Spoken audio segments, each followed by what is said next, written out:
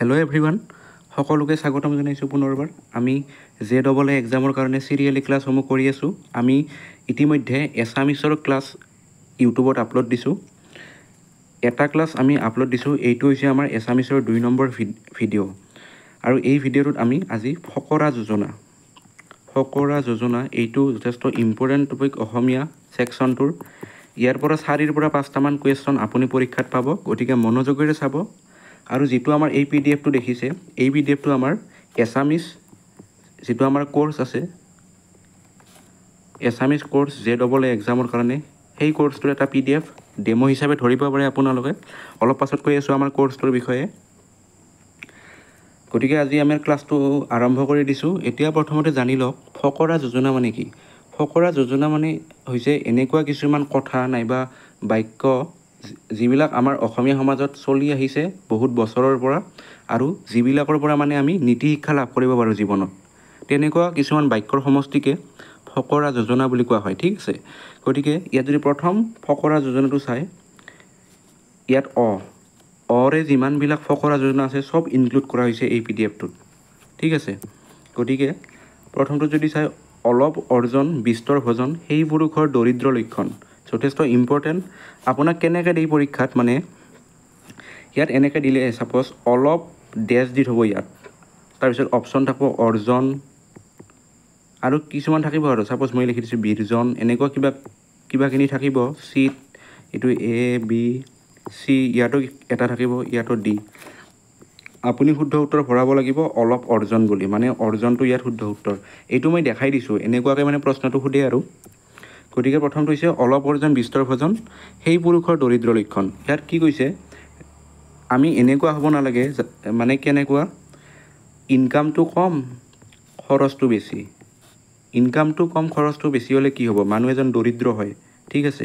গতিকে সেনেকুৱা আমি হ'ব নালাগে। ইয়াৰ দ্বাৰা তাকে বুজোৱা হৈছে, মানুহে অৰ্জন চাইহে খৰচ কৰিব লাগে, তাকে নকৰি সীমিত অৰ্জনৰ মানুহে খোৱা বোৱাত অধিক ব্যয় কৰিলে তেনে মানুহৰ দৰিদ্ৰতা সাৱটি ল'ব লগা হয়। সেয়ে কথা হৈছে, মানে ইনকামটো চাই আমি খৰচটো কৰিব লাগে।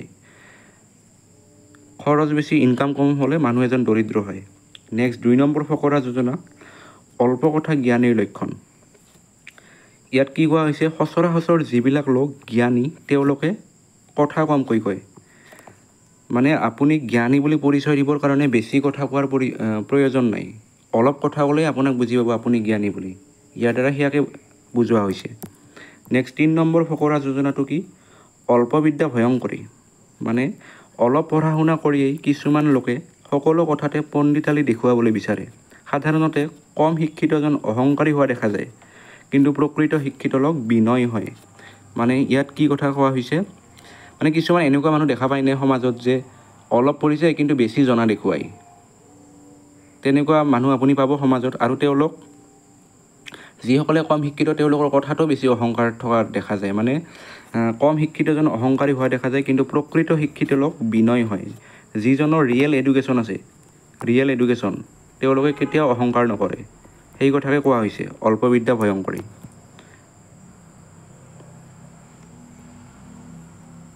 আৰু এটা চেন্সত এই ফকৰা যোজনাটো ব্যৱহাৰ হয় যে, মানে কম নলেজ থাকিলে কিছুমান কামত হাত দিব নালাগে। মানে অল্প বিদ্যা ভয়ংকৰী, মানে সেই কামটোত ভুল হোৱাৰ যথেষ্ট সম্ভাৱনা থাকে। নেক্সট 4 নম্বৰ কুৱেশ্যন, অটো নাহিলেও খাই ততো পাবলৈ নাই। ঘৰতে পোৱা বস্তুটোৰ প্ৰতি গুৰুত্ব নিদি সেই বস্তু অইন ঠাইত বিচাৰি গৈ তাতো নোপোৱাত নিৰাশ হোৱা অৱস্থাত এই ফকৰা যোজনা ব্যৱহাৰ কৰা হয়। মানে ইয়াত কি কোৱা হৈছে, আপুনি ঘৰত কিবা এটা বস্তু পাইছিল, খাব পাইছিল, কিন্তু সেই বস্তুটোক আপুনি ইগন'ৰ কৰিলে, যে নাখাওঁ দে বেটাতেতো পামে গৈ, ইয়াত ঘৰত খাই নাযাওঁ আৰু। গতিকে ঘৰত খাই নগৈ সেই বস্তুটোৱে আৰু বেলেগত নোপোৱাৰ কথা কৈছে। অটো নাহিলেও খাই ততো পাবলৈ নাই, ঠিক আছে। ইয়াত আপোনাক পৰীক্ষাত কেনেকৈ দিব, অটো নাহিলেও অপশ্যনত থাকিব খাই, বিত থাকিব বাই, এনেকৈ কিবাকানি অপশ্যন থাকিব। আপুনি খাইটো বহাব লাগিব, নাইবা ইয়াত বেলেগ পাৰ্টো আপোনাক উঠাই দিব পাৰে। নেক্সট 5 নম্বৰ কুৱেশ্যন, অতিভক্তি চোৰৰ লক্ষণ। দুষ্ট মানুহে নিজকে ভাল মানুহৰ ভাও ধৰি সাধুৰ দৰে ব্যৱহাৰ কৰি বেছি নম্ৰ আৰু বিনয় হৈ দেখুৱায়, তেতিয়াই এই ফকৰা যোজনা ব্যৱহাৰ কৰা হয়। মানে অতিভক্তি চোৰৰ লক্ষণ। ইয়াত কি কোৱা হৈছে মানে ভক্তি সকলোৱে কৰে কিন্তু এটা লিমিটত থাকিব লাগে। যেতিয়া ভক্তিটো বেছি হৈ যাব মানে অতিভক্তি দেখা পাব আপুনি কোনোবা এজন ব্যক্তিৰ ব্যৱহাৰত, তেনেহ'লে আপুনি গম পাব যে তেওঁৰ কিবা দুৰ্বলতা আছে নাইবা তেওঁ তাৰমানে জেনুইন নহয়, মানুহজন বেছি দেখাই আছে, মানে বেছি অভিনয় কৰি আছে। গতিকে তেনেকুৱা ক্ষেত্ৰত অতিভক্তি চোৰৰ লক্ষণ ফকৰা যোজনাটো ব্যৱহাৰ কৰা হয়। নেক্সট 6 নম্বৰটো অগস্ত্য যাত্ৰা। শাস্ত্ৰত উল্লেখ থকা মতে এবাৰ অগস্ত্য মুনিয়ে তীৰ্থ কৰিবলৈ বুলি ওলাই গৈছিল।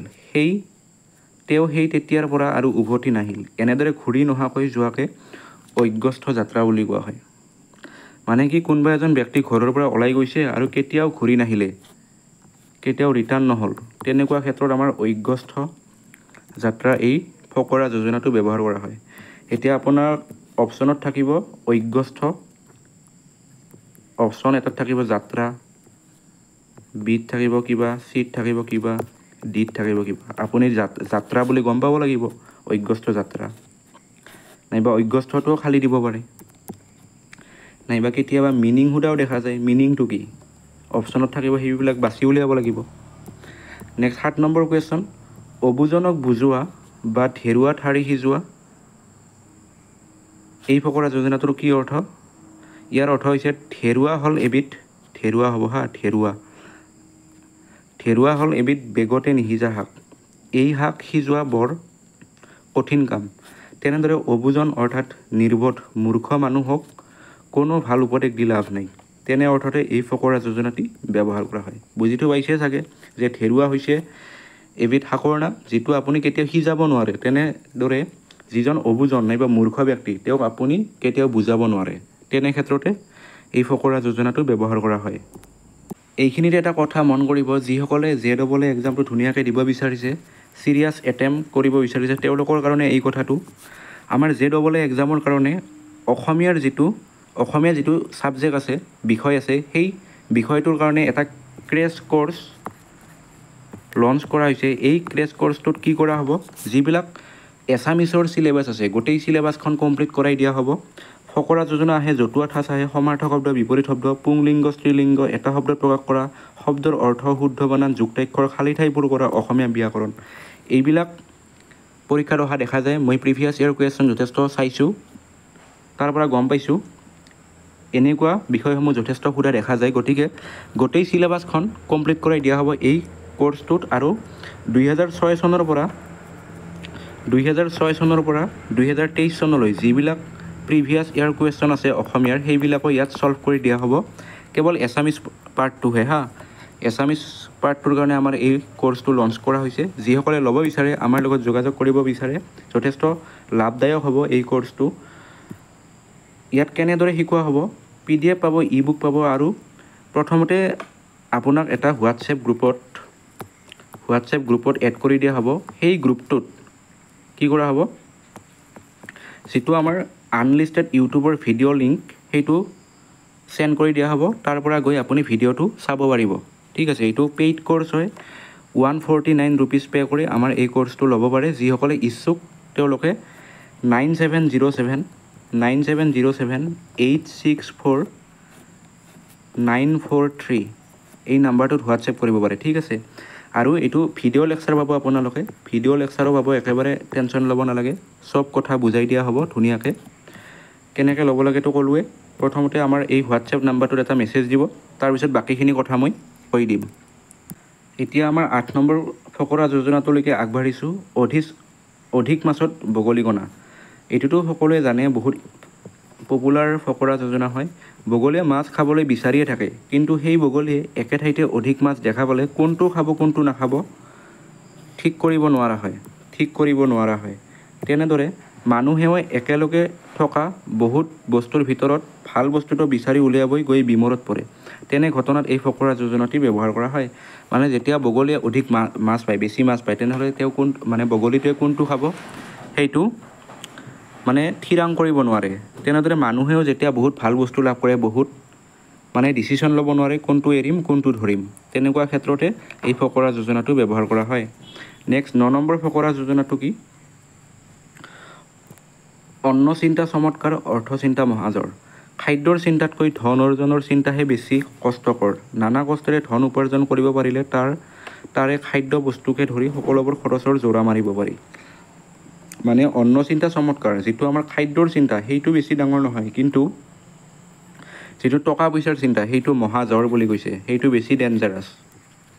যদি টকা পইচা ইনকাম কৰিব নোৱাৰে কৰ পৰা খাব, তেনেকুৱা ক্ষেত্ৰতে এই ফকৰা যোজনাটো ব্যৱহাৰ কৰা হয়। আপুনি মনত ৰাখিব লগা কথাটো হৈছে ফকৰা যোজনাটো নাই, আৰু অৰ্থটোও মনত ৰাখিব তাৰ লগতে। মানে কেনেকৈ প্ৰশ্নটো সোধে মই দেখিছোঁ, অন্ন চিন্তা ডেছ বুলি থ'ব, আপুনি চমৎকাৰ বুলি ফিল আপ কৰিব লাগিব, নাইবা অৰ্থ চিন্তা ডেছ মহাজৰ, তেনেকুৱাকৈ অপশ্যনবিলাক থাকে। নেক্সট, অশ্বথামা হত ইতি গছ, সেইটো ৰাখি কথা কোৱা বিপৰীত অৰ্থৰ ইংগিত থকা কথা। কুৰুক্ষেত্ৰৰ ৰণত কৌৰৱৰ সেনাপতি দ্ৰোণক নিৰস্ত্ৰ কৰিবলৈ অশ্বথামা নামৰ হাতী এটাৰ মৃত্যু হওঁতে তেওঁৰ পুত্ৰ অশ্বথামা মৰিল বুলি পাণ্ডৱ পক্ষই প্ৰচাৰ কৰিছিল।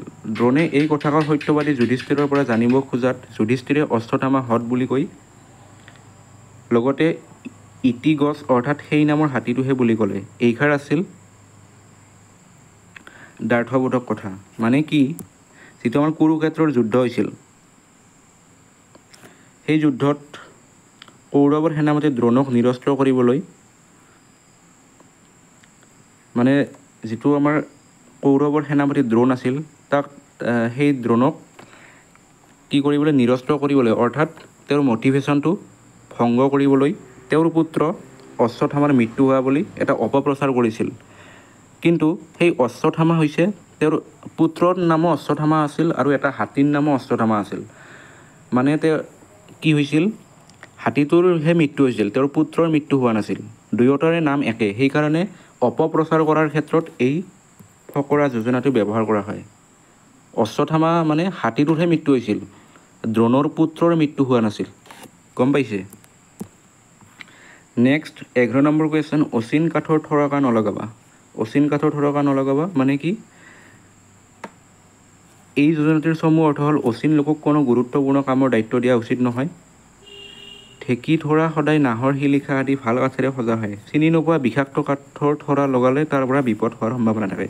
মানে ইয়াৰ দ্বাৰা ইয়াকে বুজোৱা হৈছে, মানে আমি অচিনাকি মানুহক সহজতে বিশ্বাস কৰি ল'ব নালাগে, নাইবা যিকোনো গুৰুত্বপূৰ্ণ কামৰ দায়িত্ব দিব নালাগে। নেক্সট 12 নম্বৰ ফকৰা যোজনা, অপইতা বা ভাজ দিলে ভাজ লয়।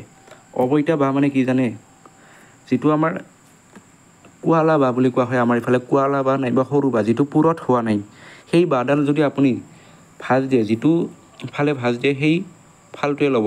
গতিকে ল'ৰা ছোৱালী নাইবা সন্তান, সেই সন্তানক আপুনি যি শিক্ষা দিয়ে তেনেকুৱা শিক্ষাহে ল'ব। যদি ভাল শিক্ষা দিয়ে সন্তান নাইবা ল'ৰা ছোৱালীটো ভাল হ'ব, আৰু যদি বেয়া শিক্ষা দিয়ে বেয়া হ'ব।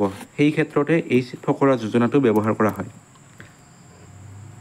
নেক্সট 13 নম্বৰ কুৱেশ্যন, অহলাগি আউনি পাণ খালেও নধৰে ৰাং। অতি অধমজনে উপকাৰীজনৰ শলাগ নলয়, তেনেদৰে বনৰীয়া পাণ হ'ল আউনি পাণ, তাক মানুহে নাখায়, পাণৰ অভাৱত কেতিয়াবা খালেও কোনো ৰং নধৰে। মানে ইয়াৰ দ্বাৰা কি কৈছে, যিজন মানে বেয়া মানুহ নাইবা অধম বুলি কৈছে, সেই বেয়া মানুহজনে উপকাৰীজনৰ কেতিয়াও শলাগ নলয়। ঠিক আছে, ইয়াত আপুনি এই ফকৰা যোজনাটো মনত ৰখাটোহে দৰকাৰ, অহলাগি আউনি পাণ খালেও নধৰে ৰাং। গতিকে এইটো হৈছে আমাৰ পেইড কোৰ্চৰ এটা PDF।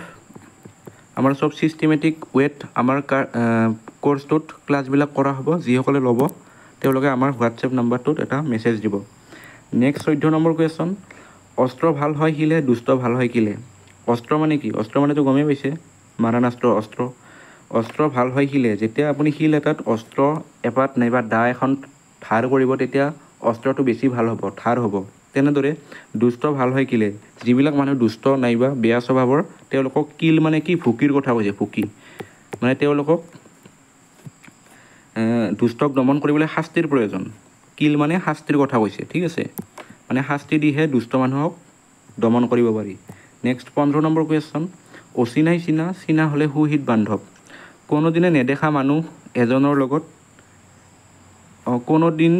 মানুহ এজনৰ লগত এদিন চিনাকি হোৱাৰ পিছত এই চিনাকিৰ মাজেৰে এসময়ত ভাল বন্ধুত্বৰ সূত্ৰপাত হয় বুলি উক্ত যোজনাটিয়ে আমাক বুজাইছে।